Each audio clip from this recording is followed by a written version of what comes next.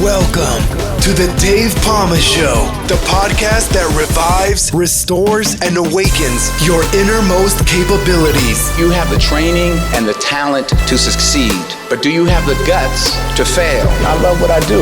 When you love what you do, you want to be the best at it. Today is about the power of you. You will change the world. Find your path to success through the journey of those who have succeeded. And now, your host, Dave Palma.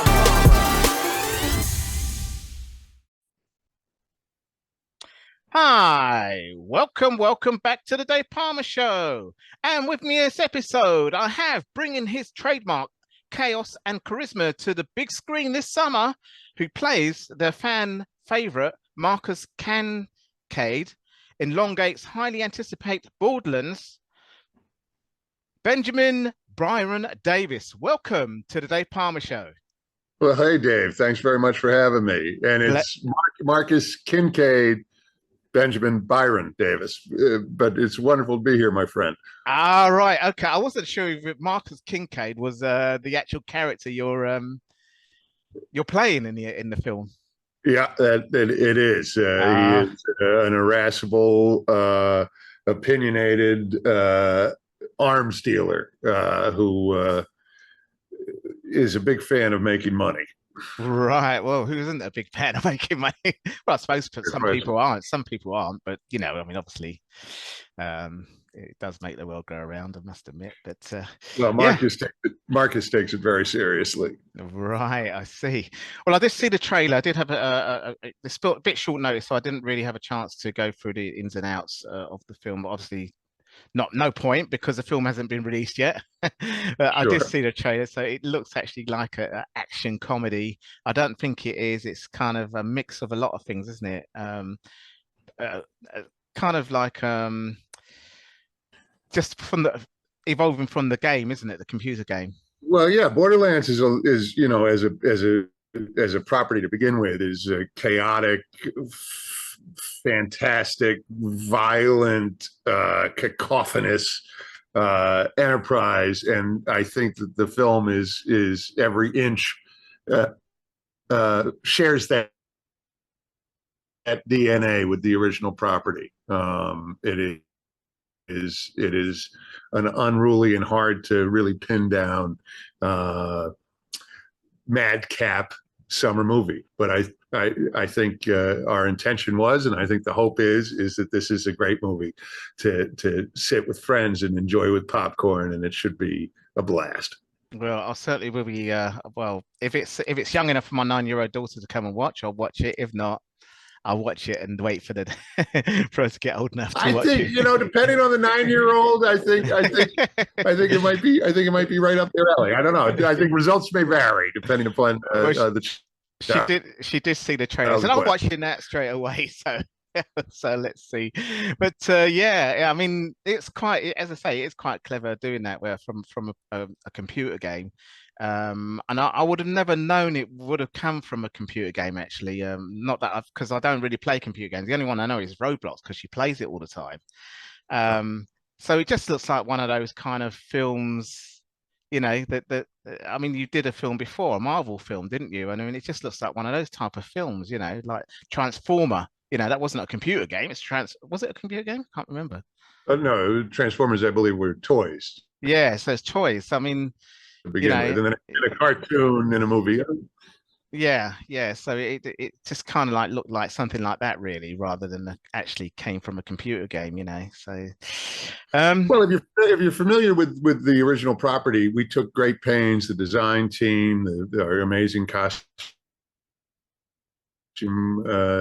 designer Daniel Orlandi, these costumes, all of it looks very much like Gearbox's original game, and we put a great deal of time and effort into delivering an entertainment that I think is going to be something that someone who has no familiarity with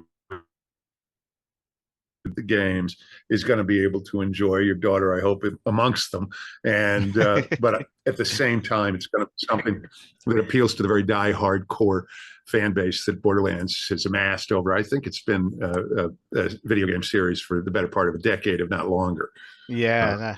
Well, I mean, first of all, she's going to Disneyland Paris in 2 days' time, so she'll probably be engrossed in a few things from that first. But the film does come out probably just towards the end of the Olympic Games anyway, so that's quite good.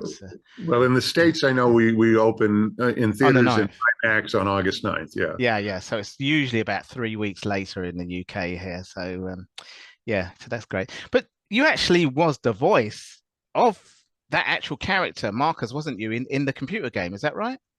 No. Oh, right. Okay.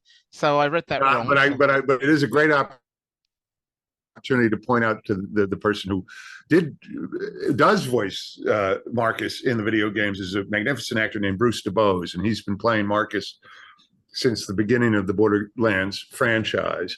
Yeah. And I took very seriously the great work that he's done, and I hope that the work I was able to do on camera honors the work that he did and continues to do in the video games. Yeah, fantastic, great. Well, also, so let's go back in time, because I mean, I noticed that obviously from your humble beginnings, obviously looking at your bio, you went to acting school, or you did performance, and that was your career really. You did that as a degree, and you went to Chicago as well to further that, didn't you? Well, I was an art history major at University of Chicago, working in the theater while there, so much so that I left University of Chicago and got my degree in theater at NYU, at Playwrights Horizons Theater School in New York, and spent the better part of the 90s working in the theater in New York. And around 2000, I came out to LA because I heard they needed another actor. So I thought maybe I could help, and I've been working out here since then. Yeah. It tends to happen like that sometimes, doesn't it? I had an actor, from a Hollywood actor, who just went from one film to another to another. He's a real veteran. I mean, he's from the 1960s. He started, he just went from one film to another, and the reason why was because he was doing something in Broadway. Actually, he was the understudy, and then he got brought in because the main actor was leading role was sick or something, and then he just got his first movie with Goldie Hawn or something like that, and he just did one film after another. He's in lots of different TV. So it does tend to happen like that sometimes, doesn't it? Well, that's the ambition, work. It's work, and it's not for everybody, the career in the arts, but it is. You go from feast to famine. You go from too much to do to the phone won't ring. It's up and down. So you go from job to job, and that is for those of us that ran off to join the circus, know that there's a place for us in it is pretty gratifying. It's pretty good analogy there. The last actor I had, I mean, he had he's in his early 90s now, or just turned 90. So he's done a lot. He's a film director, but his dad started. His mum was an actor in the early 1900s. They had that he had that background and became a successful film director. So that's one of the last Hollywood kind of person I interviewed.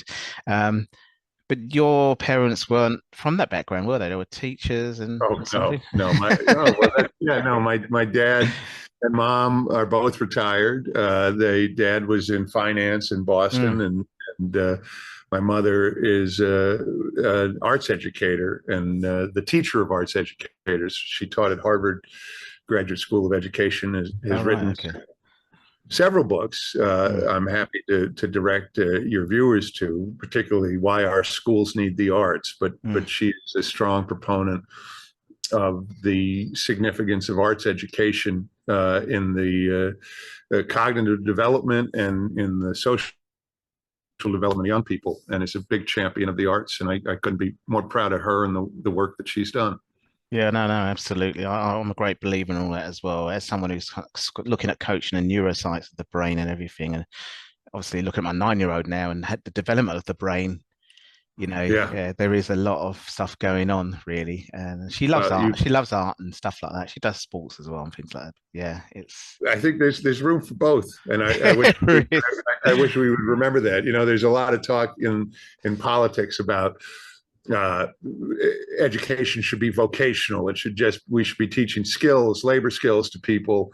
Because why does somebody who's going to be an auto mechanic or a plumber need to learn Wordsworth or Shakespeare? And I think it's a terrible way to look at things, because of course Shakespeare was written for the masses, and if your day to day is being an auto mechanic or a plumber or whatever else the job is, your life will be enriched by the arts, whether you are a participant in the arts or not. And we ought to teach our children in school how to digest art, how to appreciate art, and how to use it as a prism to view the world. Just as a personal development kind of thing, really, isn't it? It's universal, isn't it? Really. Yeah, no, absolutely. You could go on forever, but with politics, I've got a politics degree, but you could go on forever. I should be having Camilla Harris on here, really, and saying, do you really think you can make it? You know, whatever. Really a front moment in American politics at this moment, so I think we'll leave that to one side. But I certainly go ahead. No. I'm just saying, we will brush it aside for a while. I'm going to the Olympics. I'm an ex track athlete as well, competing on a high level. So I'll probably just talk to my friends sports rather than politics for the next 2 weeks. No, but it's exciting. The Olympics are going to be in Paris. It's so exciting. I'm so eger to see. I guess the scaffolding is coming down around Notre Dame. I think that's exciting. I didn't know that. Okay. I think at least the facade is going to be viewable. I first was to Paris when I was in grade school, I think, and I went again in my very early 20s. And I love Europe, but how could you not be in love with Paris? What a city! Well, I'm just jumping on the train 2 hours and we're there, really. So right in the middle of Paris, from the middle of London, which is where I grew up. So anyway, without rubbing it, count yourself lucky. I still don't know if I would want to go swimming in the Seine. I know. Well, they've done it, haven't they? They've tried to sort of prove that there's no bacteria in there. But let's see. We'll see. Anyway, I'll be there on Wednesday. Anyway, however, let's get back to your movies. So anyway, so that's it. So you progressed on to the Marvel film, which I'm trying to look for now. Let's have a look at it. All right, okay, I can't minimize it. The one where you knew the friend, is it Red Dead Redemption? No, that's where is it now? I didn't mean to stump you, man. No, I can't minimize the hang on, I can move it down. That's it now. Let's have a look at Marvel Guardians of Galaxy Volume 3. That's it. So that was the last major thing you did by the looks of things. Is that right? Well, it's the last major thing, I guess, that was released. It came out last summer. There's some stuff coming down the pike.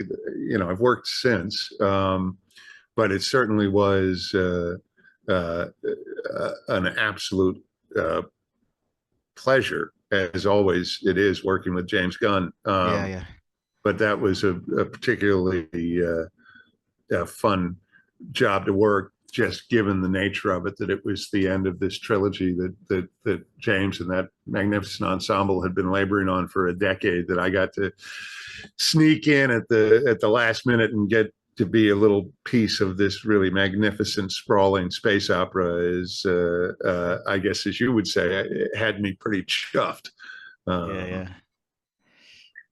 Well, it's a really great honor anyway to be speaking to someone with doing these great movies like this. But before we go, obviously there's been two actors that I did grow up with. Well, actually one in the current movie Borderline, and that's Jamie Lee Curtis. And I just remember her dad, really, when I was a 10-year-old or 8-year-old, watching The Protectors with Roger Moore, who's a James Bond character. What was she like? Because she seemed like more of a comedian kind of thing, really, with the movies I watched her in. Jamie is one of the most extraordinary people I've ever known. when we shot Borderlands in Budapest in Hungary, and her dad. Oh, right, okay. Her dad, Tony Curtis, is Hungarian, so she did. See, okay, I didn't know that. She took a lot of time while she was there to honor her father and honor the community, which is, if you get to know her at all, is not at all unexpected. She is a connector of people. She is a lover of life, and she is among the most invested and conscientious people I've known. Having a conversation with Jamie, you don't soon forget. She's remarkable. Yeah, no, well, obviously I don't know if I'll ever meet her in person or interview. You never know, but I'm never sure know. I'll take your word for it, any for definite. But as I say, I've grew up with her, as in she's probably around the same age as me. I'm 59, but sort of ish. I will never ever hazard a guess of an actor's age. Never. Yeah. So don't do that. Don't do it. I'm not going anywhere near that. No. I don't want to even imagine what mess could be carnage. Might be some carnage there. But I will say that you, like me, I mean, if you look at her, that she's only just gotten her first Oscar is pretty remarkable, given her resume is extraordinary, and she is one of those actors that you could try to pigeonhole her as a scream queen or as a comedic or as a this or as a that. Her career stands in defiance of any label. The work that she did as Helen in True Lies, you put that next to Laurie Strode in Halloween, put that next to the hooker with the heart of gold. I forget the character's name that she played in Trading Places. Right. Yeah. They're all of them unforgettable characters crafted by a master. And then you look at the work that she's done on The Bear. I don't know if you've seen that in the UK yet, but I know. Yeah, she is a stunning talent, just a remarkable actor. And the fact that I got the chance to be in Borderlands and I get to be associated with such extraordinary people is just beyond. I'm over the moon. It's just wonderful. I'm very, very grateful. Fantastic. Well, there's a couple of other comedian type ones. I mean, I never grew up with them. I mean, Jamie Lee Curtis seems to have been around for ages, but it's only because, as I say, it's someone I grew up with, and then I kind of watched that stuff. But obviously, there was the person that played that box robot thing. I forgot. It looks like a minion. What's his name? in the film. Oh, you're talking about Jack as Claptrap? That's it, Claptrap. Yes. That looked pretty, because I don't even know in the game if it's like that. Is he actually like that in the computer game? It's quite a.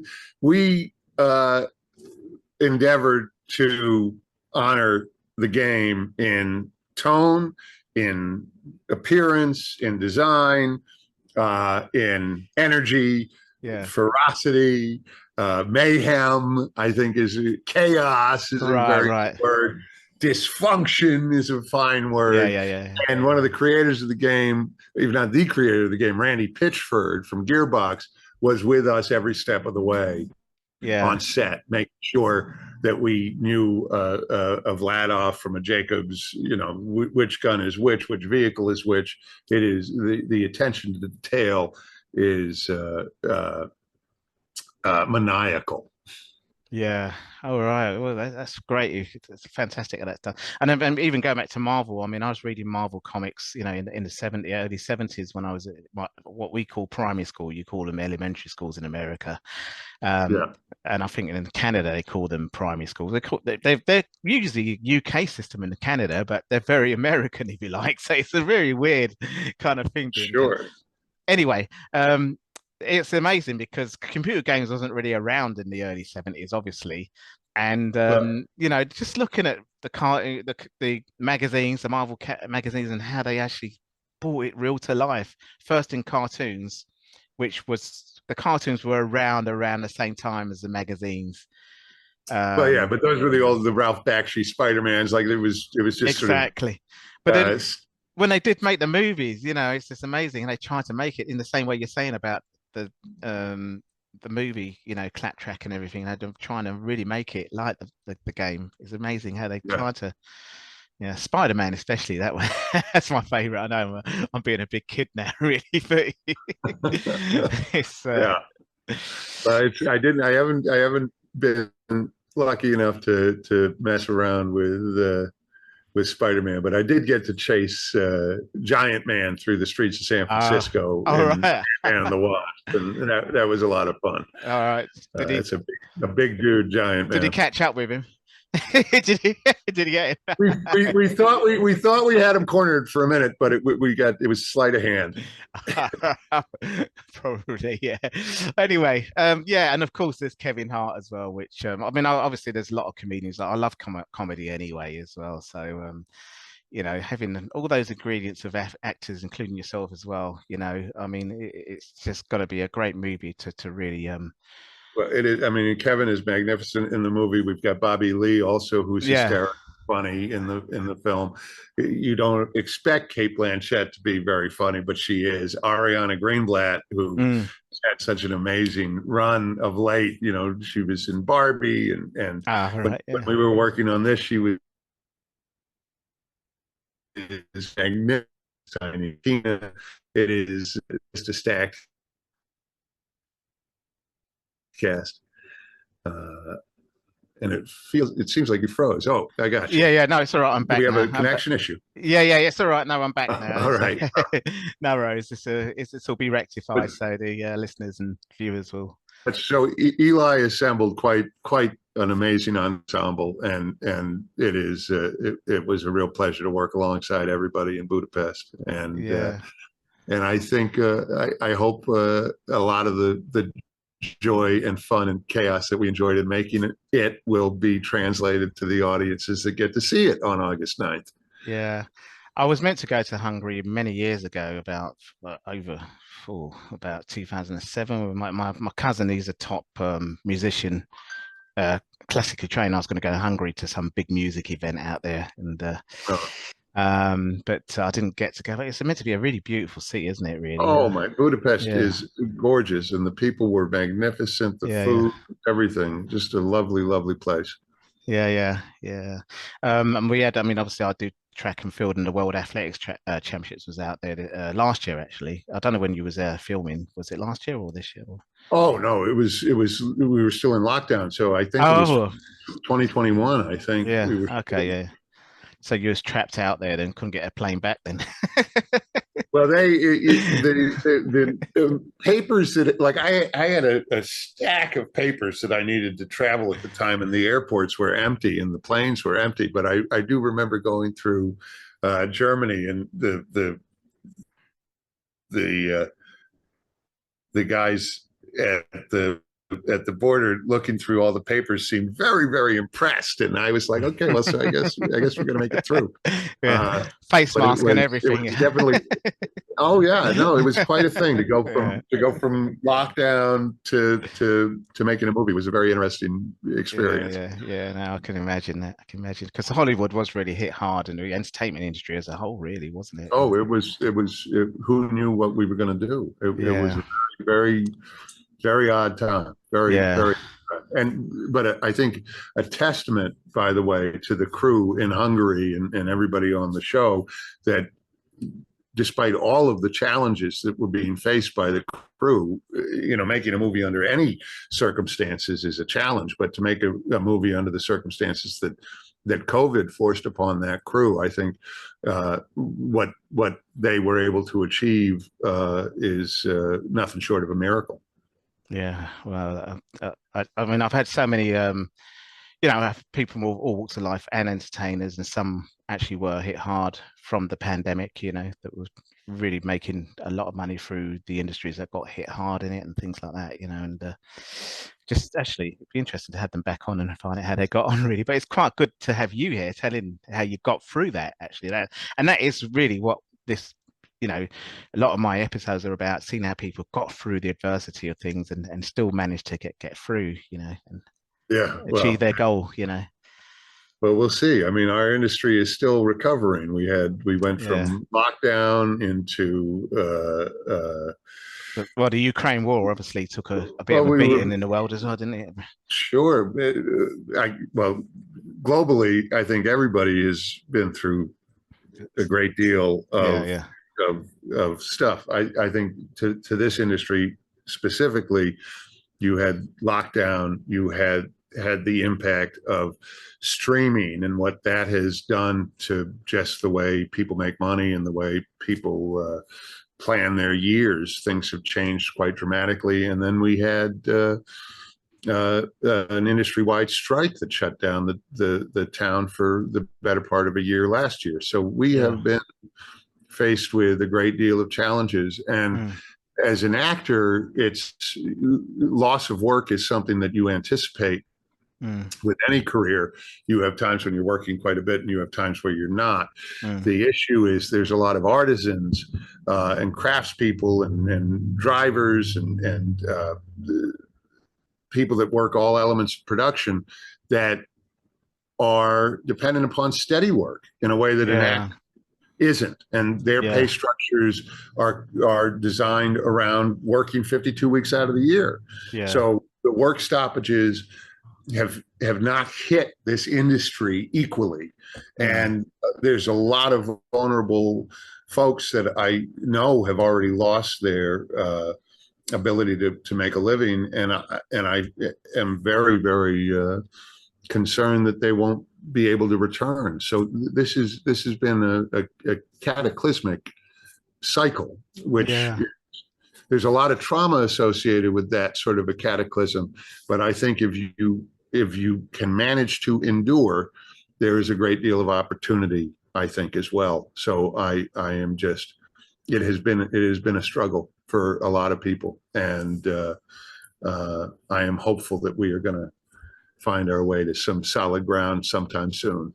Well, that's great, and that's great words of wisdom and encouragement you've just actually said naturally there to inspire people, really, to say, look, let's just keep going. Not only in this industry, I know there was some professional boxers or up and coming professional sports people that said, you know what, I'm just going to go back to working normal because I just, in the pandemic, that is, because I just won't be able to afford to do boxing or whatever it is anymore. You know, I know in America wrestling's big, you know, so if you were up and coming and just won't get the money, you know, that kind of thing, you know, there's no way they're gonna sort of, you know, survive it. Similar kind of thing to entertainment in that way, sports and entertainment, you know. Well, I think with any, if you're going off to if you're going to pursue something like a sport or a craft or an art or any dream, really, that there isn't a pathway, i.e. an entry-level position that you get and you excel in, and then that yields, you know, then you're on a road, right? Which I think is how a lot of sort of traditional ideas about how one makes a living look. When you're pursuing a life in the arts, you're pursuing a life as an athlete for hire or what have you. You're going after something that is a craft. It's an art. And or it's a sport, which I think is an art in its own right. And the fact of the matter is that you're now going off into something where there isn't a ground floor, where there isn't this step yields that step, because things don't really make sense and opportunities come. You know, the person you spoke of earlier, the friend of yours who had been an understudy that then is called up to a large role. Well, if they had executed that role poorly, that might have been the end of that story. They did not. They succeeded. That success yielded more success. That's not a linear path, right? That's not a business plan. No. So success, ultimately, in sports, I say success breeds success, or you're as good as your last goal, last race. You're good as last, you know, game or whatever. In the arts, we talk exactly the same way. You're only as successful as your last gig. That's it. And work begets work. But the thing I'll say that I think is true about both of these pursuits is one must endure. Exactly. That's the only thing that's common. Yes. To every success story I know. You know, I had an acting teacher at NYU who came upon some of us bad-mouthing some actor or another because they had done shitty work, right? And this is two 19-year-olds acting and training at NYU, looking at, some, ancient 40-year-old actor and judging them. And the teacher came in and he said, who are you laughing about? And we said, whoever we were making fun of. And they said, oh, I know who that guy is. And we said, yeah, well, what do you think? And he said, I think I know who he is. Yeah. And we said, what do you mean by that? And he said, well, I'll tell you something that I know about somebody who I know who they are. They didn't quit. Yeah. The difference, there are people that will go and they'll pursue a dream and they'll say, I'm going to give it a year, or I'm going to give it 2 years, or I'm going to give it 3 years. So they'll pursue an ambition in sports or an ambition in the arts, or they'll put a threshold on it. Travis's point that afternoon, all those years ago, my teacher, was the person whose name the one thing you know about them is that they didn't put a timer on their ambition. They didn't attach their goal to a schedule. They were determined, and they were not going to be assuaged from that determination by circumstance, by bad outcome, by good outcome, or by in between. They had made a choice, and that choice is why you know that person's name. And whether you think highly of the work that they do or lowly of the work that they do, or not at all about the work that they do, the thing that we must agree is that that individual chose, that they were not going, is why you know that person's name. And that is worthy, again, my teacher's point of view, it's worthy of your respect. And it's something I keep in mind. There's a lot of folks that are happy to badmouth the work of others in this industry, in sports, in every industry. In my view, I don't much listen to critics. I judge a person based on what they do, not what people tell me to think about what they do. Absolutely. I've always just got my head down and just got on with it. It can throw you a bit sometimes. I mean, for you in your industry, you have the paparazzi, obviously in sports, it's a lot of different things because you have to, some other disappointment comes up, and it's just a similar thing, like you say, in the industry where you, because it's your last game or gig or whatever, but also other people and bad mouthers and, like you say, paparazzi. Well, and how do you navigate that? And but you're not going to win every day. You're not going to win every time you get up to bat. And so the question is how do you endure? And to my mind, the best way to do that is to focus on process. That if you attach yourself to outcome in your work or in the fruit of your labor, you're going to be buffeted about in a way that I think is unnecessary. And if you attach yourself instead to process, and you make certain that your process is improving every time you work, well, then that's something that you can chart. That's something that you can attach yourself to in a constructive way. At least that's been working for me so far. Yeah, no, fantastic. Well, the film comes out in August the 9th, as we've mentioned. And what's next for you? And obviously it'll be around the world a little longer than that. So anyone listening, apart from in the US, please hold on and wait. The film is coming. What's next for you? Obviously, you're going to do some red carpet stuff. You're going to be busy promoting the film, I'm sure. Yeah, the next couple of weeks is going to be full steam ahead on making sure folks know that Borderlands is coming to theaters and IMAX on August 9th. And I'm very hopeful that people will be there. I have another project that folks can keep their eyes open for that I believe is coming out in December. I am not announced as part of that project yet, so I will say stay tuned. Right. I know I have convention appearances coming up in the States. I believe believe I have an appearance in September in Florida, I think, and another appearance in October. But if folks want to know about those, they'll be announced on my Instagram page, which is at Big Ben Davis, and that's where I will let folks know about anything that's coming up. Fantastic. But the of immediate and pressing concern, August 9th, Borderlands. That's the priority now. Theaters and IMAX. Exactly. That's it. Yeah, fantastic. Well, I'm sure your agent and your PR, Nancy, will be in touch with me if hopefully let me know some stuff. I certainly hope so. Have you back on again around December or whatever? Reveal the new project. Dave, I would be delighted. I'd be delighted to come in. Yeah, well, fantastic. Well, I'm going to go and catch it with my mates from the sporting world now and get a few sound bites. All right. Get a few sound bites to put in with my next podcast. But in the meantime, I'm going to look forward to the film coming over in the UK, probably towards the end of August, probably perhaps. And well, thanks a lot for sharing the film and yourself and your wisdom and encouragement and everything on this show today, Benjamin.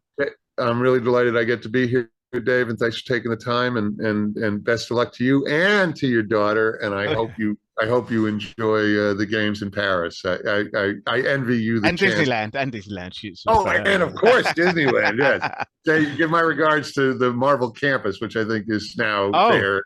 Oh, right. Okay. There. Okay. Well, you might have the movie advertising it there as well. Then, if it's the next one out. Well, I wonder. I wish there was a Bleedle snort walking around. Otherwise, it'll be in Cannes anyway. It's going to worm itself to France somehow, isn't it? It'll be in Cannes. Well, we'll see. I hope so. Yeah. Well, once again, thanks a lot, Benjamin, and my great pleasure, man. That's all for this episode. Thanks for listening, and remember, if you want to support what we do, then share, subscribe, and leave a review over on Apple Podcasts. Or head over to my website, davepalmer.com, and click on Rate Show. Well, that's all for now, but I'll see you in the next episode of The Dave Palmer Show. Follow us on Facebook, Twitter, and Instagram.